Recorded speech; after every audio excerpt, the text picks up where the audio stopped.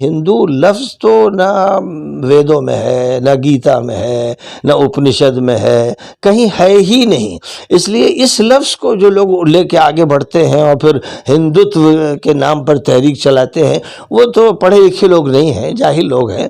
یہ لفظ تو یوں سمجھیے کہ فارسی زبان سے ایک غلط معنی میں تھوپ دیا گیا ہے۔ میں تو آپ کے چینل کے تھرو تمام ہندو بھائیوں سے بھی کہوں گا، سنتوں مہنتوں سے کہوں گا، مندر والوں سے کہوں گا کہ سناتن دھرم کی فکر کیجئے۔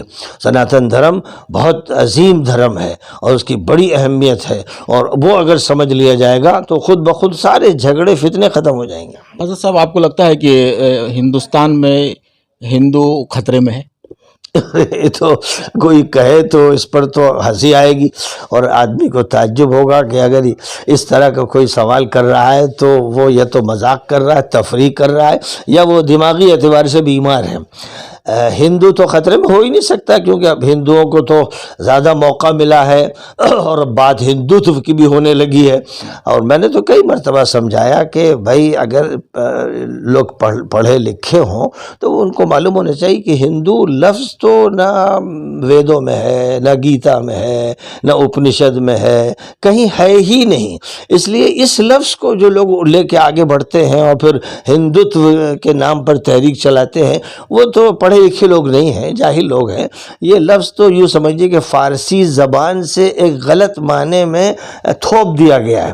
تو میں تو ہندو بھائیوں کے ساتھ مل کر جلسے کرتا ہوں اور بڑے بڑے سنتوں مہنتوں کے ساتھ بھی بیٹھتا ہوں، تو میں ان سے کہتا ہوں کہ بھائی اپنے لوگوں کو سمجھائیے کہ سناتن دھرم ہے اصل، ہندو دھرم نہیں ہے۔ اور سناتن دھرم کو اگر کوئی شخص صحیح طور پر سمجھ لے تو اس کے لیے اسلام کا سمجھنا مشکل نہیں ہے۔ اسلام جو پیغام دیتا ہے اور جو کہتا ہے کہ وہ ہمیشہ سے وہ دین ہے، ویسے ہی سناتن دھرم بھی یہ بات سمجھاتا ہے، اور سناتن دھرم میں بھی ایشور ایک ہے، اور اسلام بھی یہی بتاتا ہے ایشور اللہ ایک ہے۔ تو اس اعتبار سے ہمیں چاہیے کہ جو اصل روٹس ہیں خود ہمارے اس ملک کی سویلائزیشن کی، اور یہاں کا جو اصل دھرم ہے وہ سناتن دھرم ہے، اس کو سمجھانے کی ضرورت ہے۔ تو ایک دھریندر شاستری ہیں جو پروچن کرتے ہیں، ابھی اپنا دربار لگا رہے ہیں، وہ کہہ رہے ہیں کہ ہندو راشٹر کی ہم لوگ کلپنا کر رہے ہیں، ہندو راشٹر بننا چاہیے ہندوستان۔ تو آپ کو لگتا ہے کہ ہندو راشٹر بن سکے گا یا کچھ پہل ہو سکتی ہے اس پہ؟ دیکھیے، ہندو کے نام سے میں نے بتایا، ہندوازم اور ہندوتو کے نام سے بہت سے کھلاڑی سامنے آتے ہیں، اور وہ ایسی ایسی حرکتیں کرتے ہیں، ایسے دربار لگاتے ہیں، اور کچھ اپنے ایسے کرتب دکھاتے ہیں جن کو ہم لوگ تو شعبدے بازی کہتے ہیں۔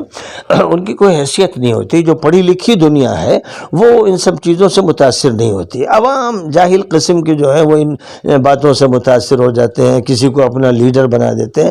تو وہ ایک نوجوان ہے اور اس کو چاہیے کہ اس ملک کی خدمت کرے، اچھا کام کرے، تعمیری کام انجام دے۔